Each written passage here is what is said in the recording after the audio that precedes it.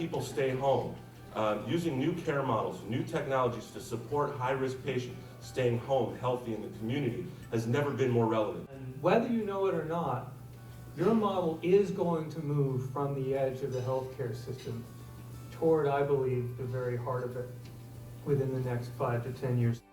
Never again in your lives are you going to see change like you're seeing now. Between 2010, 2012 through 2014, we're going to see change in the healthcare delivery system in this country like we've never seen before. Or you could move healthcare for the high-cost chronically ill out of the facility and into the home. You could use technology to move that care to the patient, create the team that Dr. Salisbury was talking about, physician-run, nurse practitioner-directed team to take that health care to the patient. That is a triple win. That is a win for the patients and their caregivers. It's a win, if you construct the reimbursement correctly, for the practitioners, and it is a win for the payer. Why we're here, I think everybody's here, why people are in Level are here, is because we know how important it is to actually understand, communicate with you, and be able to be a part of the process in actually coming up with these solutions. That's a fact.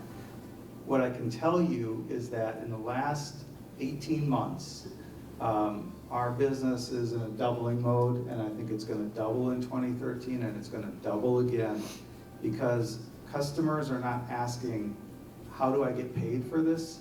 They figured out that if they don't show up with the lowest, they don't show up with the best quantitative outcomes, they will not be there in 2 years. In many ways, I think we, you, and our earlier speakers, and certainly others, we're small wavelets in this sea of $3 trillion of healthcare problems today. But mark my words, we're not going to call it M-Health, we're not going to call it e-health, we're not going to call it telehealth, it's going to be health, period. And if it doesn't have these things in it, by God, we're going to be, we have a different problem ahead of us. This is going to be the future. And the question is, how quickly can we get there, and how harmoniously can we get there? Home care is in the single best position to deliver the highest value and actually improve care.